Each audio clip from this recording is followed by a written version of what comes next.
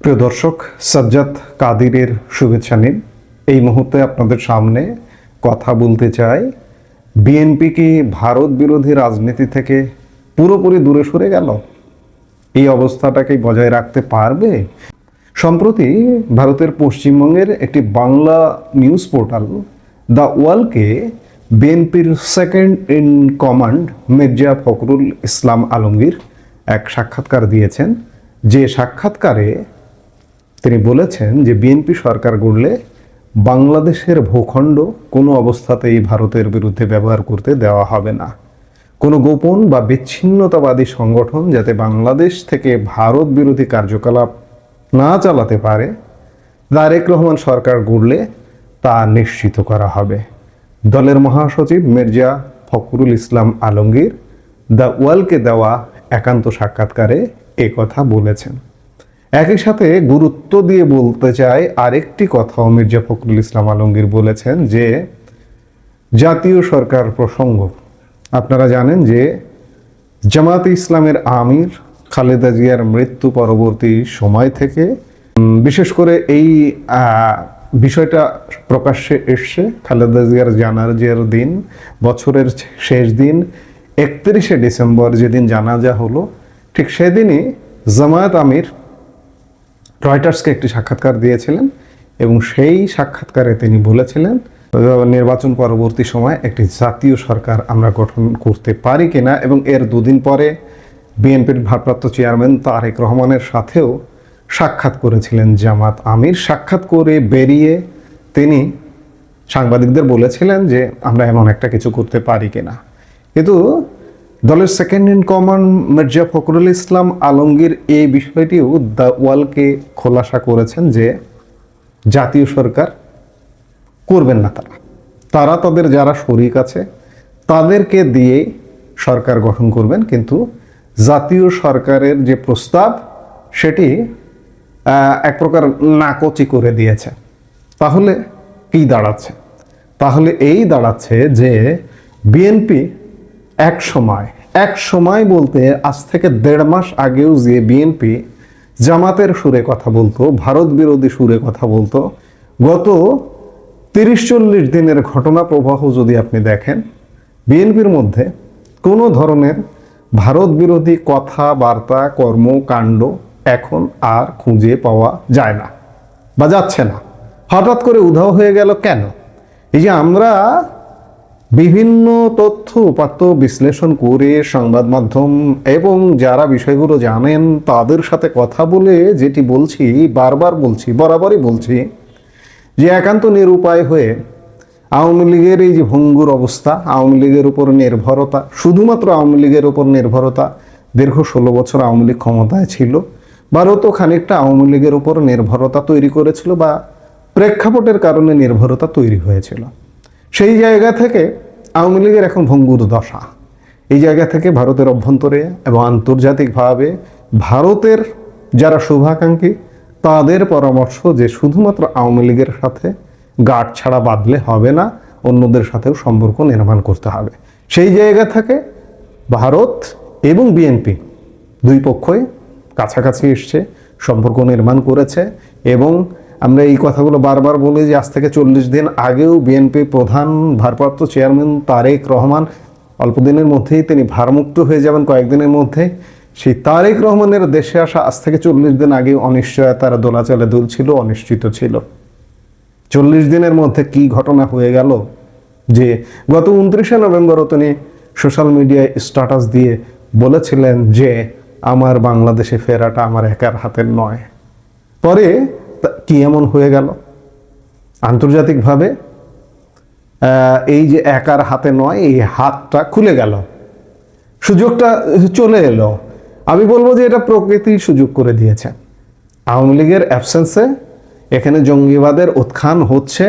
বিশেষ করে নভেম্বর মাসের পুরোটা বলা যায় বাংলাদেশে যে অস্থিরতা তৈরি হলো, ভারত বিরোধী কার্যকলাপ তৈরি হচ্ছিল, এবং তারও আগে বিভিন্নভাবে যেখানে বিএনপি প্রতিনিয়ত বিশেষ করে মৌলবাদী শক্তির কাছে একটা মার খাচ্ছিল বলা যায়।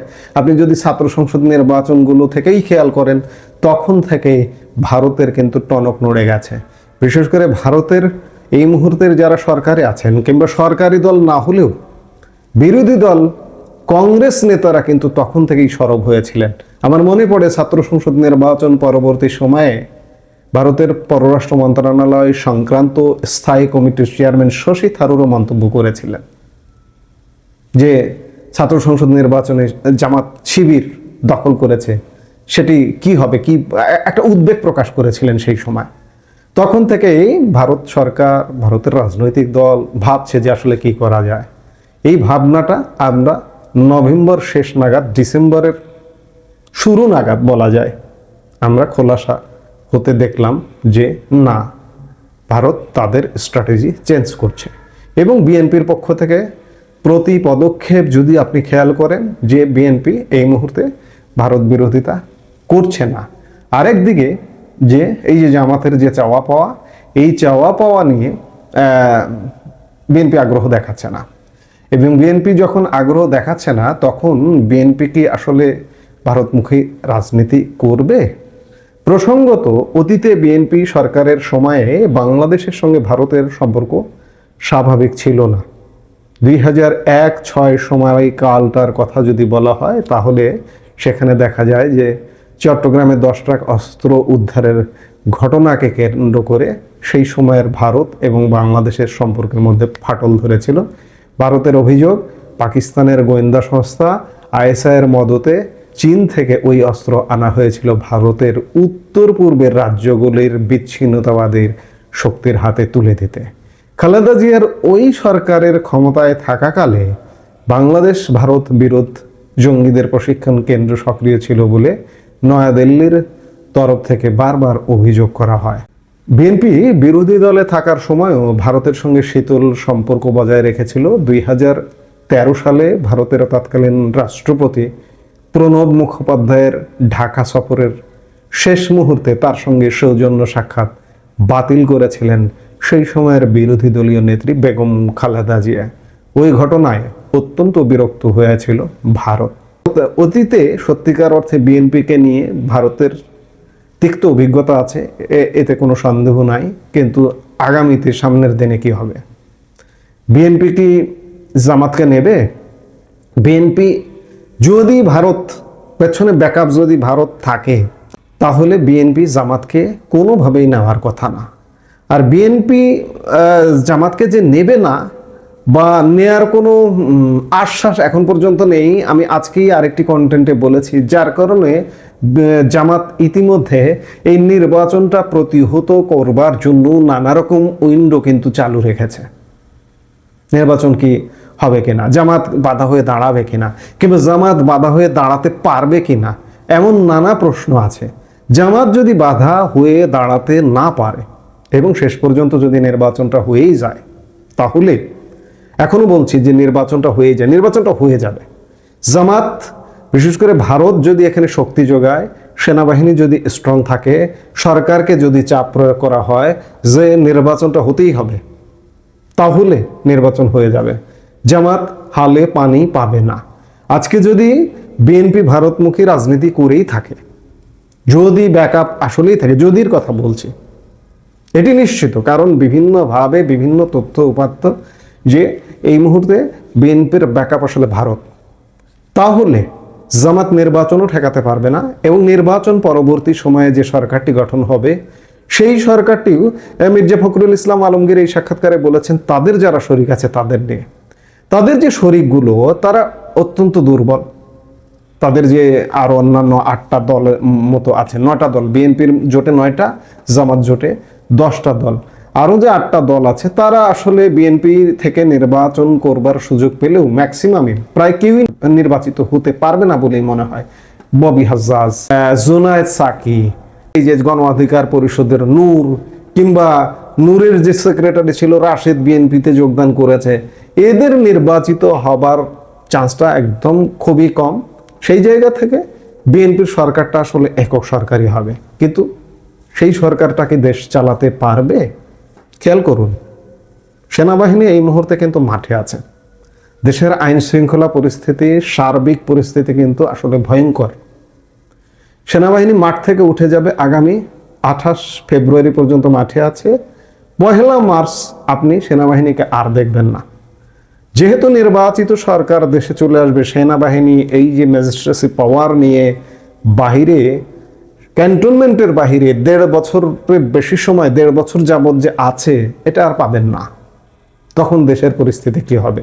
বিএনপির একক সরকারকে জামাতকে ট্যাকেল করতে পারবে?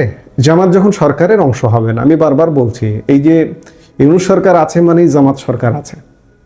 এই সরকার ধরে নিলাম জামাত 20টি আসন পেল সংসদে, বিরোধী দল হলো, বিরোধী দল হয়েও এই যে আজকের যে দখলদারিত্ব, আজকে যে এনজয় করছে, এটি কিন্তু করতে পারবে না। এবং ওই সময় ফেব্রুয়ারি মাসের পর থেকে মাঠে সেনাবাহিনী নেই, শুধুমাত্র পুলিশ। চালাতে পারবে দেশ? আপনি কি মনে করেন? ভারতের সহযোগিতা নিচ্ছে, ঠিক আছে, ভারত ব্যাকআপ দিচ্ছে, সহযোগিতা করছে, তাও কি চালাতে পারবে? পারবে না। হচ্ছে অতীতের তিক্ত অভিজ্ঞতাও আছে ভারতের কিন্তু বিএনপিকে নিয়ে।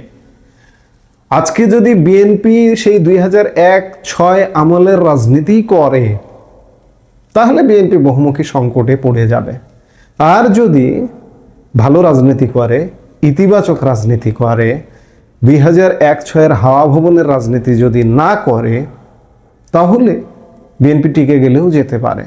কিন্তু আসলে কতটুকু টিকবে, কতটুকু সারা দেশকে কন্ট্রোল করতে পারবে, এই প্রশ্নগুলো আছে। সবকিছু মিলে আমরা এই মুহূর্তে যেটি বলতে চাইছি যে বিএনপি ভারত বিরোধী রাজনীতি ত্যাগ করেছে, জামাতের সাথে জোট হওয়ার কোনো সম্ভাবনা নাই। এখন এই মুহূর্তে আসলে কিছুই বলা যায় না যে সামনের দিনগুলোতে কি হবে। নির্বাচনটা হয়ে গেলে তারপরে বোঝা যাবে আসলে সামনে কি হতে যাচ্ছে। একপাক্ষিক নির্বাচন হচ্ছে এবং নির্বাচনের পরবর্তী সময়ে কি হবে বাংলাদেশের, খুব বেশি আশাবাদী হওয়ার মতো কিছুই নেই। কারণ এই যে ত্রয়োদশ সংসদটা মনে হয় না খুব বেশি দীর্ঘস্থায়ী হবে। এই সংসদ, এই সরকারের একটা পতন হবে খুব স্বল্পতম সময়ের মধ্যে, এবং পতন হয়ে সব দলের অংশগ্রহণে একটা নির্বাচন হবে সার্বিকভাবে, সেটিই কিন্তু দেখা যায়। যতই ভারতমুখী রাজনীতি করুক বিএনপি, নানাভাবে বাধাপ্রাপ্ত হবে। কারণ বর্তমান দেশের অবস্থা এমন অবস্থায় যে সাজানো গোছানো দেশটা ছিল 2 বছর আগেও, 1.5 বছর আগেও, সেটি কিন্তু এখন নেই। ক্ষত, প্রতিটা পদক্ষেপে ক্ষত। এই ক্ষত সারিয়ে দেশ পরিচালনা করা কঠিন চ্যালেঞ্জের বিষয়। ভারত বাংলাদেশ সম্পর্কের ক্ষত, কূটনীতিতে ক্ষত, দেশের অর্থনীতিতে ক্ষত, ব্যবসা বাণিজ্যে ক্ষত, চারিদিকে শুধু ক্ষত আর ক্ষত। এই ক্ষত কাটিয়ে উঠে দেশ চালানো, আমি বলবো যে বাংলাদেশের ইতিহাসে সবচেয়ে বড় চ্যালেঞ্জিং সরকার প্রধান বা চ্যালেঞ্জ হবে এখনকার যে সরকার প্রধান আসবেন তার জন্য। যার কারণে তিনি খুব বেশি দিনের জন্য এই সরকারটা পরিচালনা করতে পারবেন না। এখন দেখার বিষয় যে সামনে কি হচ্ছে, আমরা নিশ্চয়ই দেখব। এই মুহূর্তে এ পর্যন্ত, সবাই ভালো থাকুন, সুস্থ থাকুন। আমাদের ভিডিওগুলো নিয়মিত পেতে সাবস্ক্রাইব করুন Sajjad Kadir and the legends YouTube channel এবং লাইক, কমেন্ট, শেয়ার করে সাথে থাকুন।